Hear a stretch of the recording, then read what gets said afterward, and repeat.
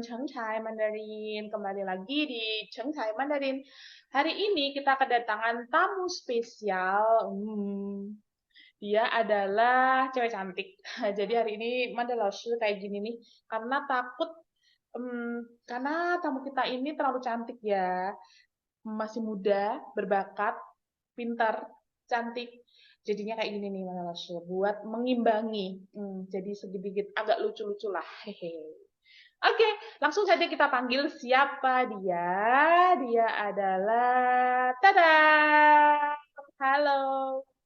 Halo, halo semuanya. Tajahal, perkenalkan nama aku Alicia, bisa dipanggil Elis. Dulu merupakan murid Les Manda dan sekarang sedang berkuliah di Beijing. Oke. Oke, Elis, kita sudah lama tidak bertemu. Gimana nih di Beijing? Di Beijing itu lihat musim kali ya, karena di sini itu kan eh, iklimnya itu 4 musim. Beda sama Indonesia yang tropis, yang mana cuaca, suhu, terus kelembapan udara tuh lumayan stabil ya dalam setahun. Tapi kalau di Beijing ini naik turun banget Hmm. suhu udaranya. Terus cuacanya itu juga ganti-ganti secara ekstrim. Cuman yang paling nggak ngenain itu waktu musim dingin sih, karena yang pastinya beda banget sama di Indonesia, suasana lingkungannya, cuacanya. Terus di Beijing ini berangin parah kalau musim dingin. Ya, itu juga warning sih buat teman-teman yang mau main-main ke Beijing waktu bulan-bulan musim dingin, karena itu anginnya kenceng banget. Jadi meskipun kita udah pakai pakaian musim dingin yang tebel, itu bisa nembus dinginnya. Hmm. Ya untungnya sih suhunya nggak sampai minus-minus yang parah gitu, tapi anginnya parah sih. Dan itu bikin struggle banget karena buat kita-kita orang tropis itu gampang banget kulit itu jadi kering, mengelupas, bahkan Hmm. sampai bisa berdarah juga, saking keringnya. Jadi udah udaranya lebih kering dari Indonesia. Terus karena 4 musim itu jadinya eh, misalnya pakai baju pun juga lebih repot, kayak Hmm. harus menyesuaikan sama cuaca gitu, sama musim. Ya Hmm. paling itu sih yang repot sih, tapi selain struggle-struggle di penyesuaian cuaca yang beda, di Beijing ini nyaman-nyaman aja karena makanannya enak-enak, 98% sama lah sama taste makanan yang di Indonesia. Terus kalau misalnya biaya hidup, ya 11-12 sama hidup di Jakarta lah ya. Oh gitu. Jadi sama sih dulu waktu saya ke Beijing itu juga pernah 2 musim ke sana, summer sama winter. Itu beneran waktu winter itu sekering itu sampai bener-bener anginnya juga ngeri gitu. Jadi bener sih emang warning lah buat teman-teman buat persiapan lebih untuk diri sendiri ya kalau mau pergi ke Beijing di waktu musim dingin. Ya. Oke, nah kita hari ini tuh sebenarnya mau sharing tentang Elis nih. Elis itu dulu sebelum survive ya, sekarang survive di China itu belajar bahasa Mandarinnya gimana, terutama di HSK ya kan. Karena semua juga tahu nih kalau mau sekolah ke Tiongkok itu pasti ada syarat HSK-nya ya kan. Nah, tapi emang semuanya itu butuh syarat HSK ya. Kan Elis tuh jurusan apa dulu? Nah, kita ini dulu ya. Kita kepoin dulu. Elis tuh belajar di mana dan juga jurusan apa gitu. Oke, nah sekarang Elis itu kuliah di Beijing Normal University, mengambil jurusan psikologi. Terus untuk yang syarat HSK, setahu Elis sih kecuali untuk program belajar bahasa Mandarin dari nol di kampus-kampus di Tiongkok, itu kalau misalnya mau ngambil eh, kelas kuliah yang bergelar, kecuali ngambilnya yang kelasnya dalam bahasa Inggris, bahasa pengantarnya, itu wajib punya sertifikat ujian HSK itu. Ah, oke. Berarti memang ujian sertifikat ujian HSK itu penting gitu ya Iya. untuk bekal untuk mendaftar sekolah di Tiongkok. Nah, dulu Elis gimana nih? Kita kepoin dulu proses belajar HSK-nya gimana. Elis sampai HSK 6 kan? Hebat. Hmm. Hmm. Dulu sih waktu SMA, Elis itu ada mapel Mandarin. Dan karena ada mapel Mandarin juga, sebagai siswi yang di jenjang sebelumnya itu nggak ada mapel Mandarin, jadinya Elis ikut les privat supaya bisa mengejar materi sekolah. Eh, karena waktu di SMA Elis dulu itu memang sebenarnya kelas Mandarin itu dipisah-pisah gitu siswanya. Jadi tergantung level mereka. Jadi bisa dalam satu kelas itu ada anak yang dari misalnya dari SMA kelas 1, ada yang dari SMA kelas 3 sesuai dengan kemampuan Mandarin mereka. Tapi karena Elis pengennya bisa tetap sekelas sama teman-teman sekelas Elis ya kan waktu itu, dan mereka kan udah punya basic Mandarin ya. Jadi Elis akhirnya cepet-cepet kelas Mandarin supaya waktu kelas Mandarin nggak usah terpisah-pisah gitu kan. Nah, setelah itu Elis tuh tekun aja sih lesnya sambil belajar dari guru di sekolah juga. Dan karena ternyata lumayan menyenangkan, enjoy nih belajar bahasa baru, akhirnya ikutlah ujian-ujian HSK, terus lulus ujian HSK 6. Yeay.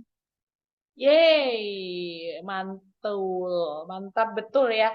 Jadi emang dari Iya, SMA-nya juga belajar Mandarinnya programnya bagus banget tuh. Sesuai dengan kemampuan siswanya, dia itu level berapa, nah dikelompokkan per levelnya. Itu bagus banget sih. Jadi di dalam kelas itu dia memang setara semua levelnya. Jadi belajarnya memang bisa lebih intensif seperti itu. Oke. iya, Nah, sekarang pertanyaan yang kedua nih, Elis belajar HSK ya. Kan sekarang iya. sudah sudah di Beijing dan sudah merasakan sendiri di sana sebagai mahasiswa. Nah, waktu pertama kali datang ke sana, berarti itu masih di dalam jangka pendek ya. Kan ada jangka Iya. pendek di China dan jangka panjang. Kan sekarang jangka panjangnya sebagai mahasiswa gitu. Jadi pernah juga Iya. ngerasain di jangka pendeknya. Itu seberapa membantunya sih HSK untuk survive di China jangka pendek dan juga jangka panjang? Oke, menurut pengalaman Eli sendiri, hanya dengan berbekal materi buku paket dan latihannya HSK Official, jika hanya ingin bertamasya atau traveling tinggal jangka pendek di China, kurang dari 1 bulan ya, kayak cuman 2 minggu mungkin. Nah, orang-orang dengan kemampuan bahasa Mandarin tingkat HSK 3 atau 4 awal itu udah cukup. Dengan catatan HSK 3 atau 4-nya ini udah bisa mengobrol dalam bahasa Mandarin. Karena kayaknya sih Elis lihat tuh banyak banget eh nggak cuman orang-orang yang belajar Mandarin dari Indonesia ya, tapi juga ketika Elis ngeliat video-video di YouTube gitu, biasanya tuh orang-orang yang belajar bahasa Mandarin mungkin karena faktor lingkungan ya, misalnya mereka nggak ada teman buat latihan ngomong. Jadinya akhirnya mereka cuman bisa reading sama writing gitu. Jadinya nggak beneran bisa make buat ngobrol sama orang. Nah kayak gitu juga meskipun HSK udah tinggi, nggak akan terlalu berguna ya. Kalau misalnya kita nggak bisa make kan sama aja gitu. Jadi HSK 3 4 nya ini kalau udah bisa ngobrol juga, dipakai dalam speaking listening, itu oke untuk tinggal jangka pendek. Akan tetapi nih, buat orang-orang yang nggak fasih berbahasa Mandarin, selama pergi ke tempat-tempat yang memang internasional, banyak turisnya dan juga banyak orang asing, biasanya eh, hanya bisa berbicara bahasa Inggris itu juga nggak masalah. Terus tentunya juga bisa akan membantu kalau misalnya menyewa penerjemah atau kita sendiri ada bekal kemampuan bahasa Mandarin supaya lebih percaya diri sama lebih tenang ya ketika bertamasya. Terus untuk tinggal jangka panjang, seperti berkuliah atau bekerja di Tiongkok, menurut pendapat Eli sebaiknya minimal lulus ujian HSK 4. Alasannya karena tinggal jangka panjang, berarti kita mau nggak mau harus bertemu lebih banyak orang dalam situasi yang berbeda. Harus mengurus banyak keperluan juga dalam bahasa Mandarin. Kecuali jika kita nih nggak keberatan ya, selalu nyewa penerjemah kalau misalnya lagi butuh, atau kita hidup berdampingan sama orang yang mahir berbahasa Mandarin. Ini Elis kasih contoh, ketika Elis dan teman-teman mahasiswa Indonesia setelah sampai ke Beijing harus membeli kartu SIM, juga membuat akun bank. Nah, biasanya nih kami mahasiswa Indonesia akan pergi bersama teman Indonesia juga yang sudah pernah mengurus SIM dan bank, atau untuk Elis sendiri pergi mengajak kenalan orang Tiongkok asli di Beijing. Nah, sebenarnya kami para mahasiswa ini tuh udah berbekal HSK yang tinggi ya. Karena kan untuk kuliah S1 di Beijing ini kalau nggak salah sih setahu Elis minimal banget itu lulus HSK 4. Bahkan sekarang juga banyak yang minta syaratnya itu minimal HSK 5 gitu.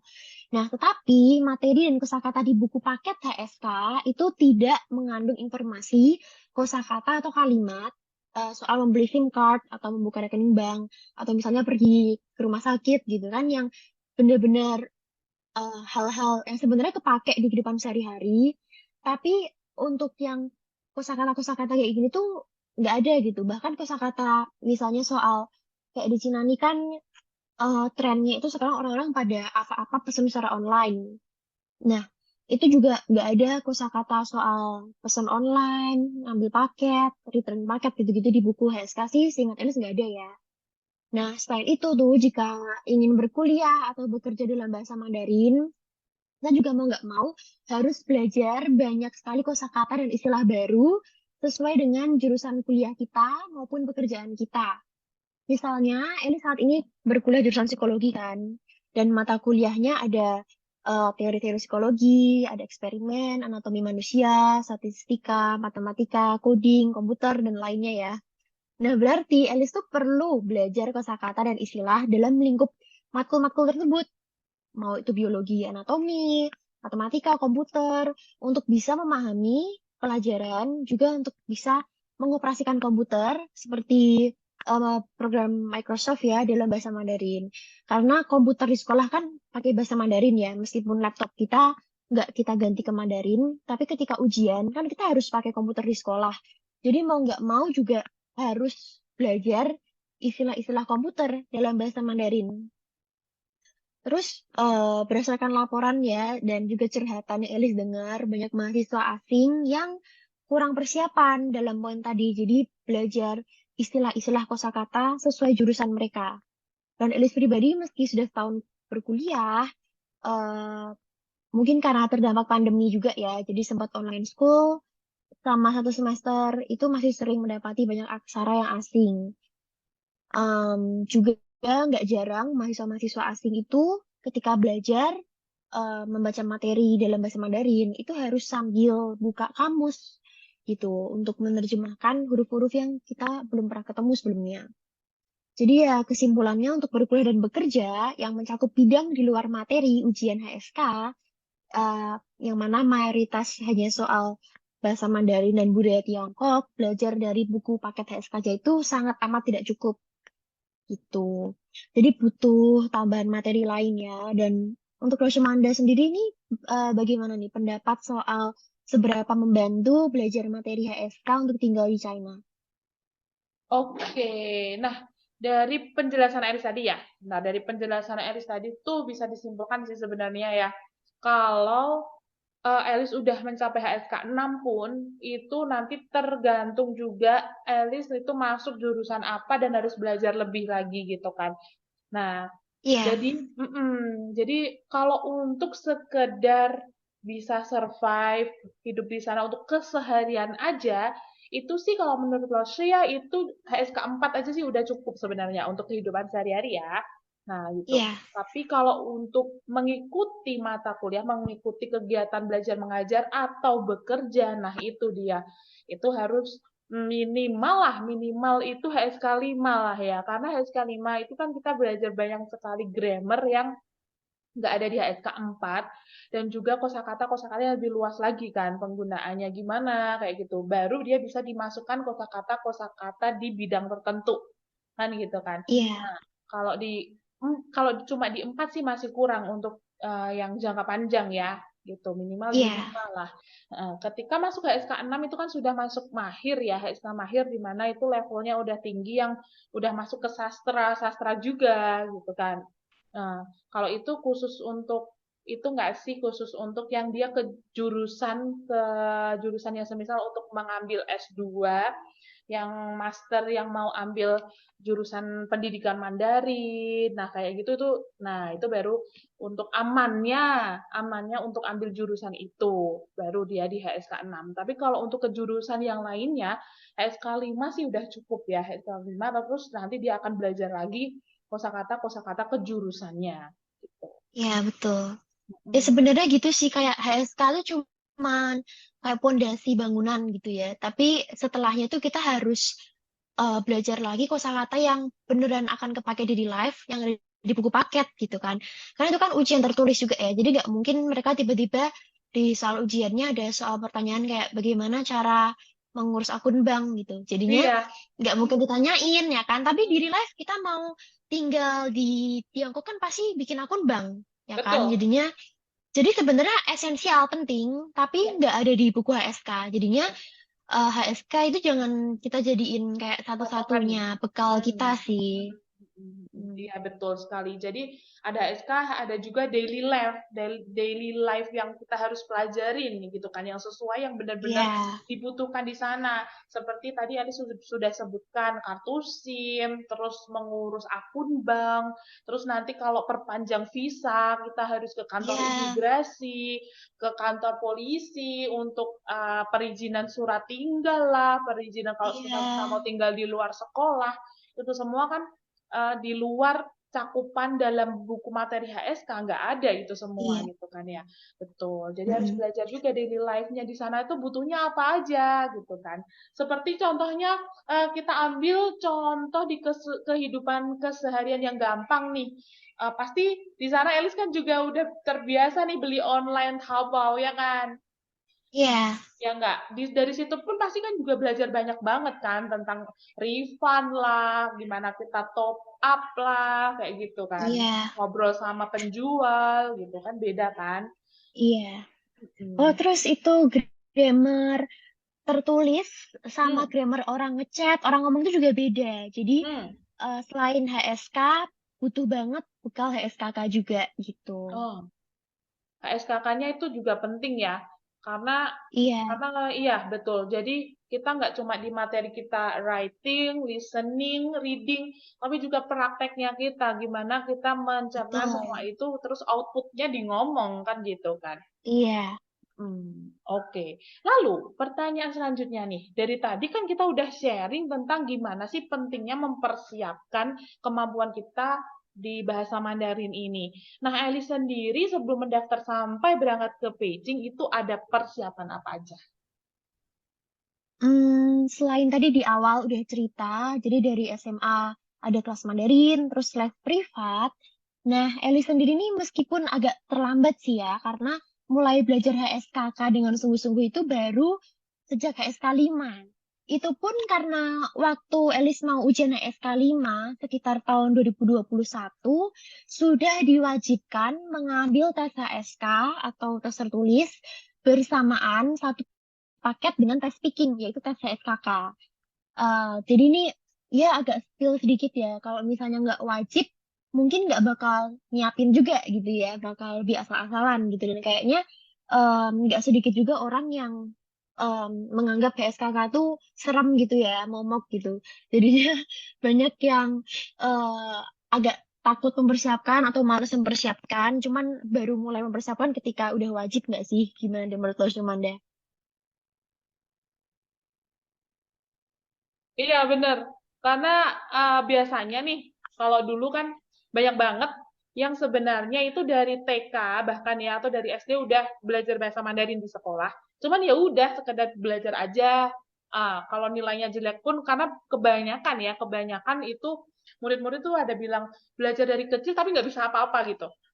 Waktu dia datang gitu, benar-benar yang dia buru-buru mau, karena aku mau sekolah ke China, aku mau tes HSK yang buru-buru banget. Terus walaupun udah belajar dari kecil, tapi dulu kayaknya nggak belajar udah banyak, tapi ya nggak tahu apa-apa kayak gitu. Ya karena ya Iya. kurang kan gitu, belum menyadari, oh ini tuh penting gitu. Jadi Iya. belajarnya yang dulu cuma ya udah sekedar ikut pelajaran aja gitu. Apalagi ya SKK-nya nggak sih, kayak setelah diwajibin ambil satu paket, kayaknya baru banyak yang belajar kan. Ya, Sebelumnya betul. nggak belajar SKK-nya. Iya benar.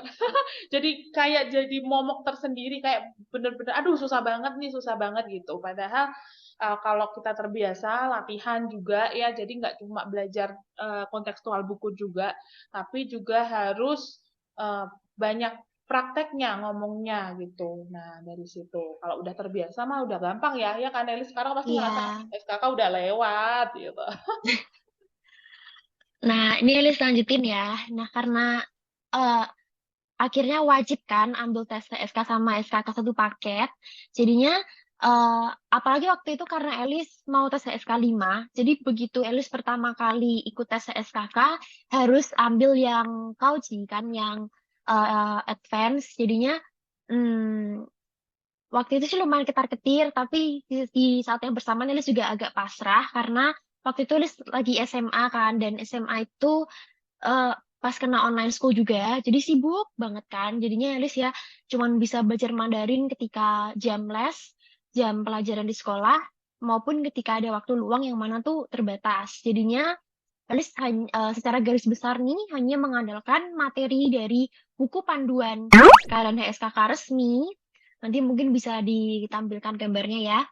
Terus sama mengandalkan materi yang diajarkan oleh guru di sekolah dan guru les yaitu Lo Manda. Nah, tapi Eli sendiri sih merekomendasikan teman-teman yang mau menguasai bahasa Mandarin untuk mencari guru atau bahkan teman orang lokal dari Tiongkok ya, karena bahasa Mandarin sendiri sangat berbeda dari bahasa Indonesia. Nah, terutama jika teman-teman mau meningkatkan kemampuan speaking atau komunikasi, juga listening, karena audio listening di buku paket itu sebenarnya tidak bisa merepresentasikan logat-logat dan kebiasaan orang berbicara di kehidupan nyata. Kayak Elis selama ini di Beijing nih kuliah, itu dosen-dosen pun jangan kita ekspektasikan bakal ngomongnya tuh sejelas, eh, intonasinya juga penjedaannya tuh bener-bener yang standar, enak di telinga ya kan. Jadi kita sambil agak ngantuk-ngantuk gitu, itu masih bisa dengar. Kita nggak bisa ekspektasi kayak gitu ya teman-teman. Jadi di real life dosen-dosen pun kalau ngajar itu banyak yang mereka misalnya dari Cina Selatan lah, terus atau dari Cina daerah mana, yang ketika ngomong itu udah logatnya, aduh nggak tahu dia itu logat mana.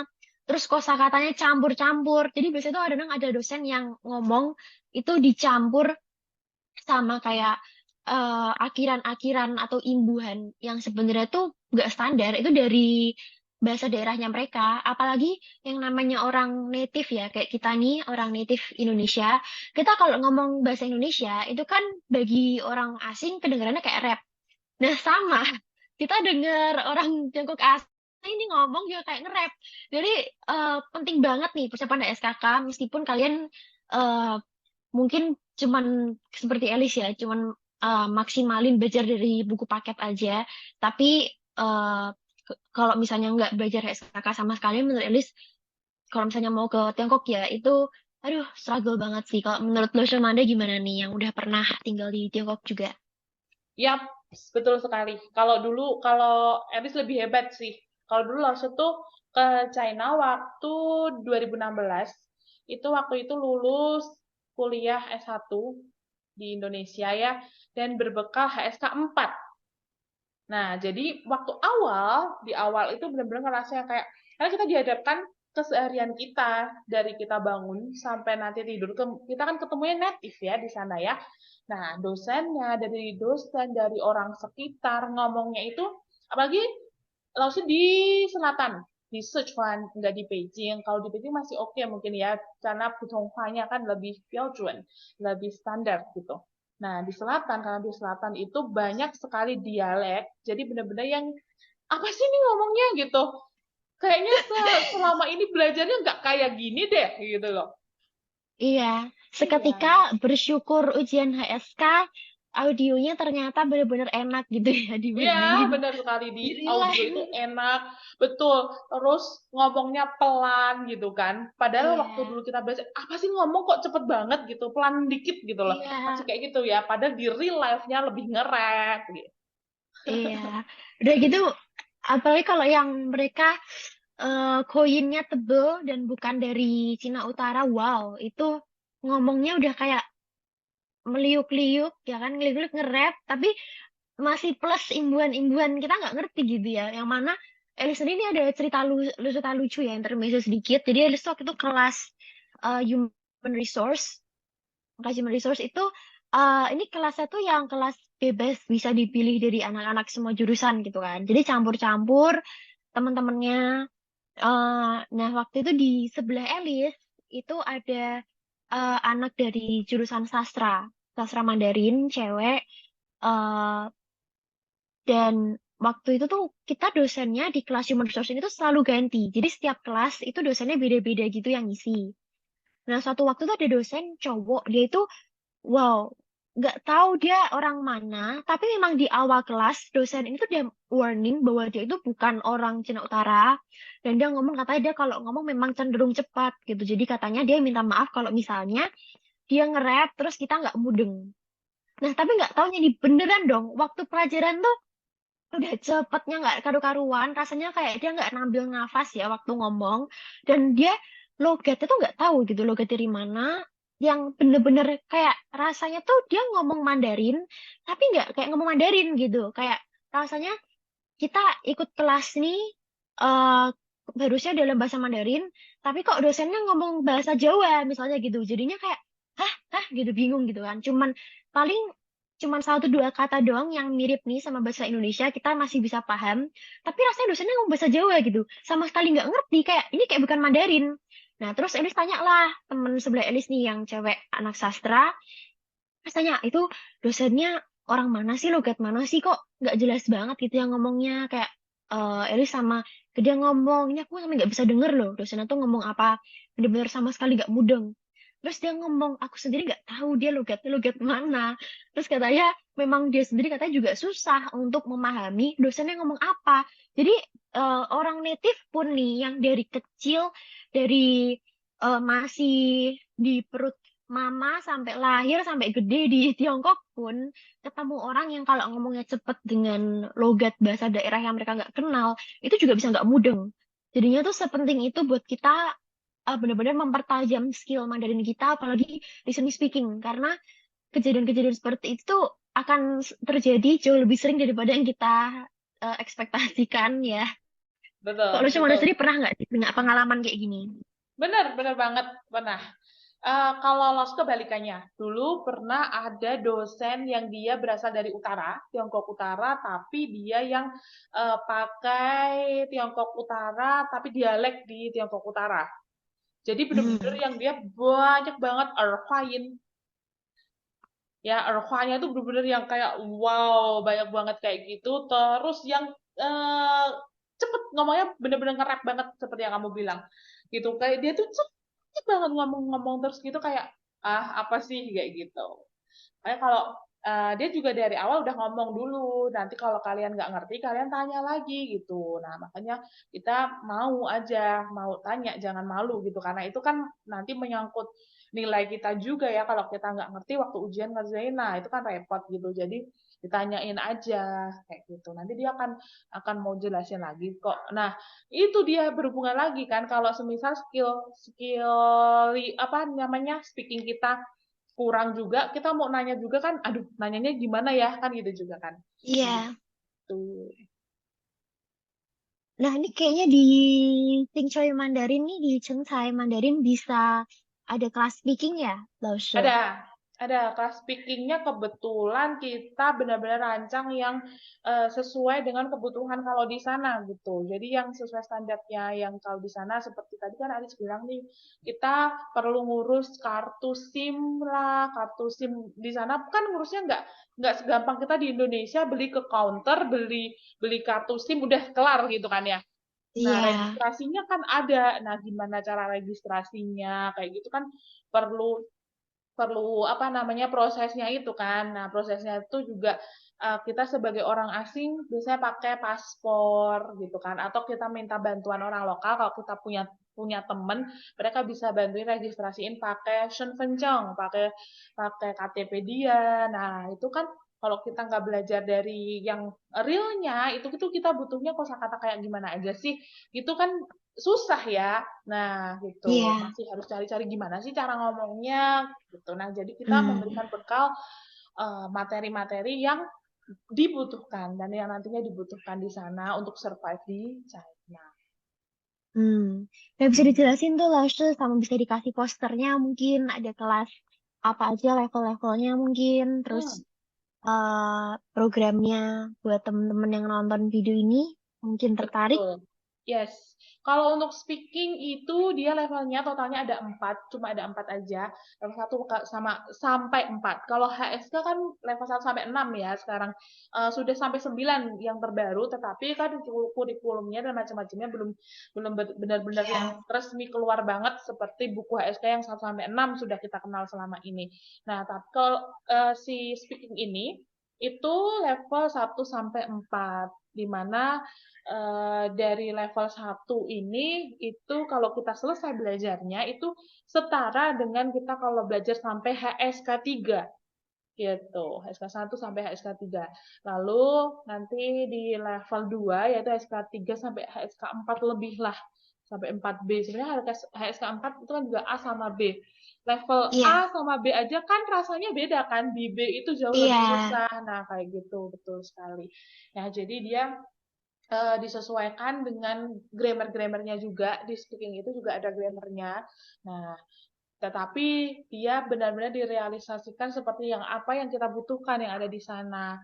Jadi nggak seperti HSK yang kontekstual banget yang di buku terus nanti hanya untuk kebutuhan ujian aja gitu. Tapi Iya.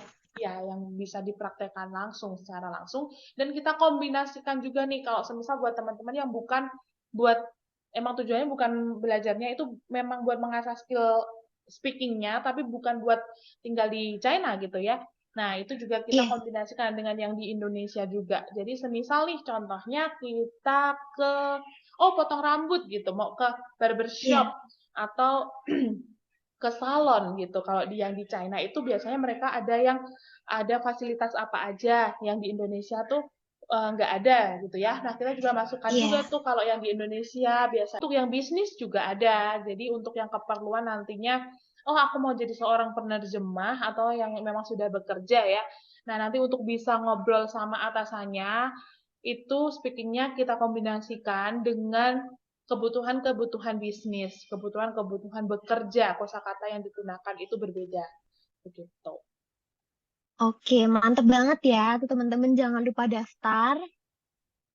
Terus ini bisa, kalau misalnya kuota grupnya nih maksimal berapa orang sih Laushe buat speaking? Kan orang-orang juga banyak nih ya tempat les yang El sendiri perhatiin. Itu mereka meskipun untuk kelas speaking, kuota grup tuh bisa rame-rame banget gitu. Yang mana meskipun durasi lesnya panjang, tapi kalau kebanyakan orang kayaknya kesempatan ngomong tiap murid jadi dikit gak sih? Itu gimana Betul, tuh Laushe?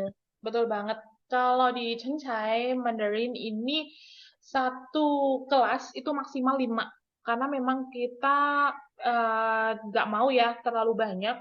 Semisal ada yang sampai 10, 15, itu kan terlalu banyak yang nanti yang ada dua kemungkinan. Cuma dengerin loss-nya ngomong aja, nggak praktek. Yang kedua adalah saling menunggu gitu. Nungguin yang satu ngomong, yang lain cuma diem aja, kayak gitu kan bosen, kayak gitu. Itu kan lama banget ya, jadi waktunya itu terbuang. Jadi kita semaksimal mungkin, paling banyak itu 5, dan online offline semua ada latihannya. Jadi tidak hanya di kelas aja, pasti akan ada tugas-tugas PR di mana harus tetap berlatih sehingga dibiasakan karena kita bisa karena terbiasa kan nggak cuma waktu Iya. kelas doang tapi kita di kesehariannya udah di lingkungan yang nggak ada lawan buat ngomong Mandarin terus nggak ada latihan sendiri nggak ada review materi-materi sendiri susah lama sekali bisanya gitu jadi akan Betul. banyak sekali tugas-tugas yang harus diselesaikan juga yaitu praktik ngomong ya contohnya langsungnya akan memberikan tema topik tertentu. Nah, nanti diminta untuk voice note ya, diminta untuk mengirimkan rekaman suara gimana kamu cara mengungkapkannya, gimana cara ngomongnya. Jadi dituntut untuk mau nggak mau harus ngomong gitu. Biar latihan buat SKK juga kali ya, karena Yap, SKK kan juga ada kayaknya yang intermediate gak sih yang harus cerita dari gambar nggak salah ya kan mirip-mirip gitu betul. harus ada tema kita harus bisa Ya. ngomong. Ya, itu level menengah ya. Level menengah ada yang kita harus Ya. mendeskripsikan gambar, level tinggi harus menjawab pertanyaan dengan lebih tertata lagi. Nah, itu Iya. jadi setiap level dia punya kesulitannya masing-masing. Gitu. Nah, itu gimana kita bisa bisa lolos dari situ kan karena kita terbiasa latihan, terbiasa ngomong. Nah, dari situ Iya. harus terbiasa. Nggak cuma waktu belajar aja, waktu belajar cuma kontekstual buku kita baca, kemudian latihan menulisnya, latihan dengernya, cuma waktu kelas aja nggak bisa, harus banyak latihan sendiri juga. Ya, betul banget sih. Apalagi karena bahasa Mandarin itu beda banget ya sama bahasa Indonesia. Jadi kalau misalnya kita nggak memberi perhatian ekstra, eh kita nggak pelatihan setiap hari, itu benar-benar bisa habis belajar langsung lupa ya. Kalau Iya, misalnya nggak latihan. betul. Benar banget, Elis. Karena bahasa Mandarin kan bukan bahasa ibu kita ya, gitu. Dia bahasa kedua atau mungkin ada juga yang bahasa ketiga, keempat, ya kan? Karena mungkin dia bahasa ibunya emang bahasa Indonesia, tapi kesehariannya dia pakai pakai bahasa Inggris. Nah, terus baru belajar bahasa Mandarin ya, itu sudah bahasa ketiga tuh. Nah, kayak gitu di kondisi kayak gitu, maka akan lebih lebih dituntut untuk banyak latihan juga. Kalau untuk kayak Elis sekarang kan sudah di lingkungannya ya, di mana kesehariannya Iya. semua harus mau nggak mau pakai Mandarin. Sampai yang pasti kalau nggak ngerti satu hal ketika berkomunikasi, pasti Elis sudah otomatis, nah susun meise gitu kan. Iya. Heeh. Atau misalnya kayak mukanya kayak bingung aja gitu, akhirnya Hmm, bisa sih teman-teman sih udah ngerti sih. Terus, hmm, oh ya, di sini tuh ada satu plus poin juga sih, kayak em, kan banyak nih ya stereotype kurang bagus gitu buat orang-orang Tiongkok ya. Terus salah satunya itu individualis, cuek hmm. bebek gitu kan. Itu banyak nggak sih yang stereotipnya kayak Yap. gitu? Hmm, Nah, tapi selama Alice di Beijing ini, yang nggak tahu ya mungkin kebetulan aja hmm, dikaruniai yang Maha Kuasa lingkungan dengan teman-teman yang suportif ya kan. Cuman hmm. memang selama Alice di sini itu nggak pernah sekalipun ketemu orang baik itu yang generasi Ling Ling Ho, yang generasi 2000-an ke atas, atau yang sebelum 2000-an, yang udah orang-orang dewasa gitu, Hmm. yang ke Alice itu ketus, cuek bebek, ya kan, atau misalnya rese gitu, nah itu nggak pernah sih. Dan bahkan eh, baik dari kayak staff, satpam, terus ada juga teman-teman kuliah itu baik-baik banget. Apalagi kalau misalnya kita pergi makan nih. Nah, ini juga salah satu nih yang HSK nggak ngebantu. Menu, Nah, menu. Itu bener kan, banget. itu Ya, bener banget kalau tuh menu. Hmm, kalau pergi ke restoran ngelihat menu, aduh, ya. ya ampun rasanya kayak kita buta guys, nggak bisa Hmm. bacanya. Terus kalau misalnya bisa baca pun nggak ngerti, "Ih, ini sebenarnya tuh dimasak gimana sih gitu Iya, kan?" bener Karena bener bener. jarang banget buku menu di Tiongkok ya, yang mereka tuh di bawah ini nama, misalnya nih nama makannya bebek terbang, tapi nggak ditulisin gitu di bawahnya. Ini bebeknya misalnya digoreng, dikasih bawang merah, nggak ditulisin gitu. Kalau di Iya, Indonesia kan restoran-restoran ditulisin kan di bawahnya, ini masakannya tuh apa gitu deskripsinya. Nah, di Cina tuh aduh. Mungkin orang-orang pada malas kali ya nulis deskripsi. Jadi biasanya cuma namanya doang. Udah kamu ya untung-untungan gitu suka apa enggak waktu pesen. Nah, makanya biasanya sih teman-teman Elis nih teman-teman lokal pada nge-translatein loh, atau misalnya mereka ngejelasin ini tuh daging apa dikasih tahu kayak gitu. iya. Jadi ya Cara masaknya itu gimana, dia itu proses masaknya yang kayak gimana, terus nanti ditambahin bumbu yang ya apa, ditambahin kondimen sayur apa, biasanya mereka akan jelasin iya. kayak gitu. Nah itu makanya baik-baik sih. Jadi Lis nggak pernah ketemu orang yang karena mereka individualis terus membawa dampak buruk ke Elis, malah lebih sering ketemu orang yang helpful ya, yang Iya, ramah benar, tuh. benar, benar. Benar sih, dulu aku juga gitu selama 3 tahun di China ya, ketemu semua orang-orang baik yang kayak, entah itu pelayannya pun kadang dia mau jelasin gitu. Cuman Iya, agak susahnya kalau karena langsung di search Fund ya banyak sekali pelayan di sana atau laupan-laupan di kedai-kedai makan itu mereka kan nggak bisa ngomong bahasa Mandarin Putok Pak, jadi mereka ngomongnya iya, Pak gitu kan, jadi kayak Ya di situ pun juga masih Hmm. ada kesempatan kita buat belajar apa sih nih. Jadi kita listening juga nih. Iya, Kemudian dia ngomong kayak gini tuh apa maksudnya kayak gitu. Oke sih kayak waktu sebenarnya. dijelasin malah tambah bingung nggak sih guys? Kalau Hmm. pakai Sichuanhua, Jadi lucu. Ntar pokoknya akhirnya hata-hata. Udah gitu iya. aja. Akhirnya sembarang juga kan milih menunya, Hmm. ujung-ujungnya Iya, yang ambil paling untungan. sering dipakai tuh paling kita nanya gini, 有没有图片? Ada gambar enggak gitu. Hmm, Biar kita ngelihat dia iya. tuh kayak gimana sih gitu. Cuman kalau Oke. misalnya kayak ke mall sih biasanya aman ya guys ya. Iya Mm-mm. nggak sih Lasya? Kalau ke mall tuh Iya, biasa resto-restonya karena memang mereka kelasnya juga udah lebih tinggi. Nah, biasa di ya, kemana itu bagus gitu. Udah ada iya. gambar-gambarnya. Meskipun belum tentu ada Hmm, deskripsinya ya. Tapi iya. biasanya udah jelas. Cuman kalau kita kayak yang mampir ke ruko-ruko gitu di pinggir jalan, wah itu udah cuman namanya 3-4 Hanse, nggak ngerti dah itu makanan apa ya kan. Iya, Terus betul, sebelahnya betul. harganya udah gitu doang. Mm-mm, mm-mm. Oke Oh, deh. kalau mau aman nih, kalau mau aman, Hmm. makan malatang Iya, karena ya yang seperti itu kita bisa ambil sendiri, terus sendiri. udah jelas dia masaknya kayak apa, terus kita ambil sendiri mau sayur Iya, apa, mau daging yang seperti apa, nah itu aman iya. sih. Jadi banyak pilihan Kalau sih sebenarnya ya. iya, masih ada harapan lah ya buat yang misalnya takut pesen menu salah, nggak suka, atau misalnya yang belum ada bekal bahasa Mandarin nih, mungkin ke Tiongkok mau iseng-iseng nekat kali ya. Jadi, tapi bisa bahasa Inggris gitu. Nah, itu bisa pergi ke restoran yang Ya. ngambil sendiri makanannya, atau Mm-mm. pergi ke fast food restoran banyak banget ya loh ya di sini. Iya, banyak Ayam goreng enak-enak semua kok. Iya, aman. aman. Iya betul, aman sih sebenarnya dan masih banyak lagi hal-hal yang sebenarnya ya lucu iya, yang baru iya, yang buat kita kayak oh ternyata begini ya, ternyata nggak kayak yang kita dengar-dengar ya. Nah, kayak itu ada banyak banget ketika udah Iya. beneran di sana gitu ya. Tips dan triknya untuk belajar bahasa Mandarin gimana nih? Elis pribadi ini jujur aja, karena seperti yang Elis sebut sebelumnya, waktu masa SMA itu sibuk banget karena online school selama 2 tahun lagi ya.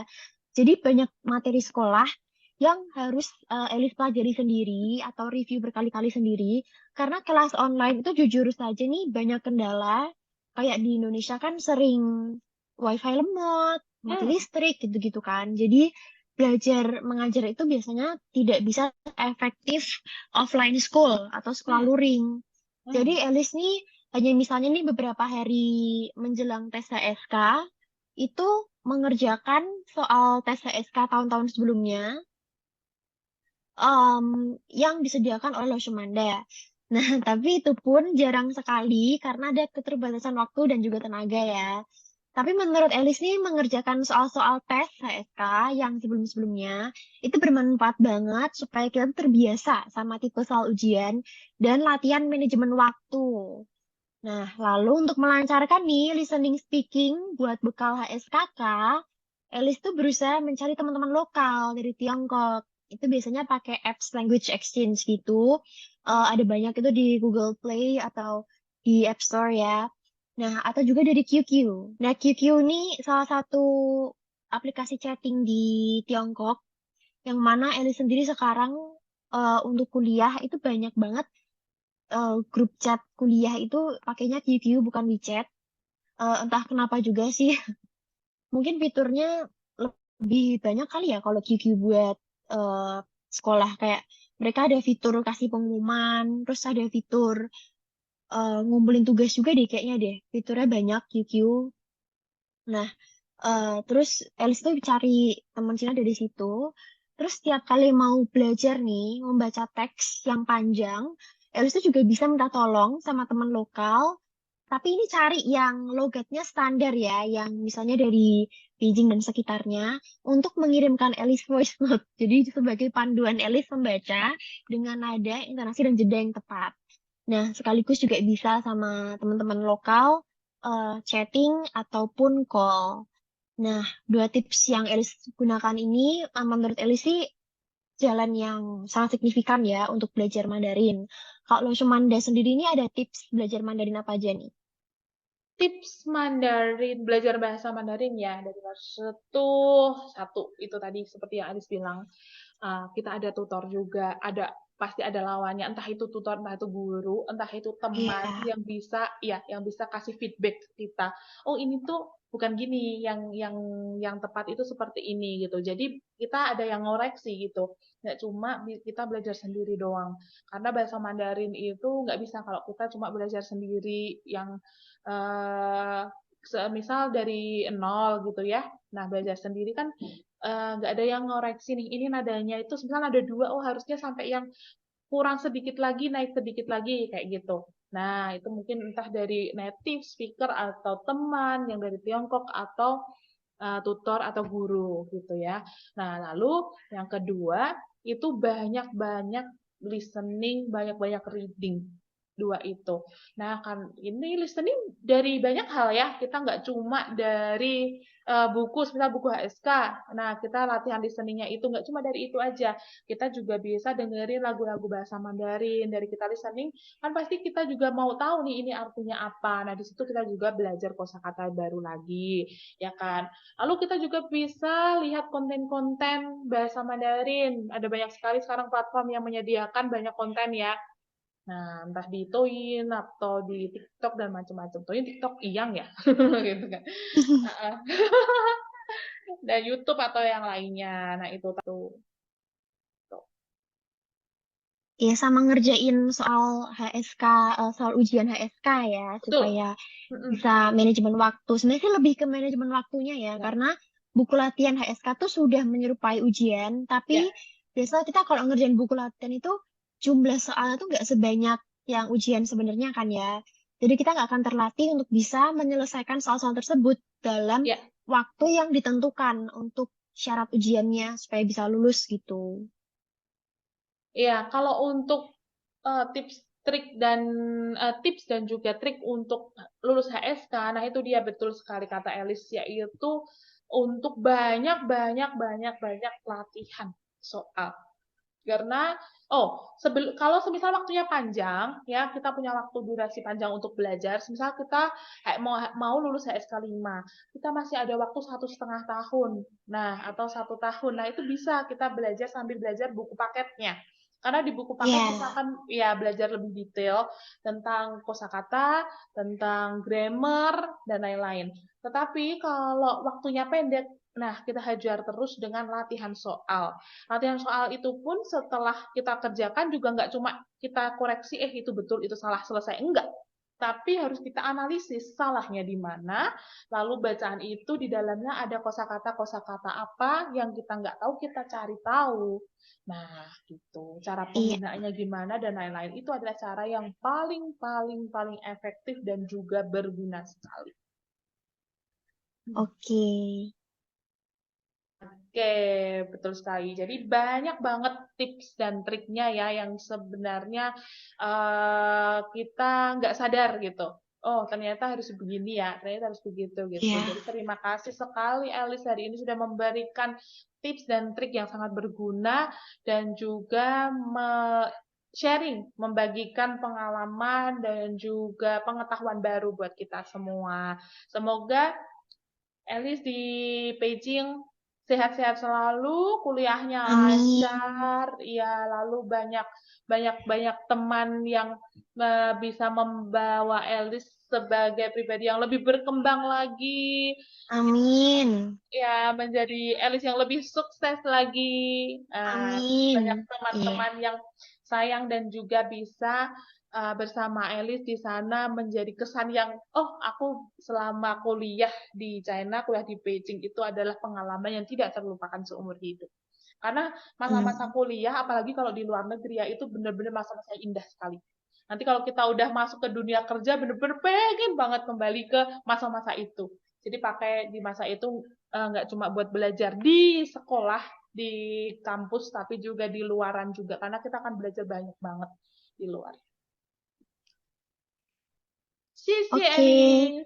Ya, Sisi juga Shumanda untuk kesempatannya eh, sharing buat teman-teman Cengcai Mandarin dan buat teman-teman yang cari-cari tempat les bisa banget ya les karena Lo Shimanda sendiri juga salah satu kontributor besar ya untuk Alice bisa belajar bahasa Mandarin sampai bisa kuliah ke Beijing. Sukses terus juga untuk Lo Shimanda dan les-lesannya. Terus kita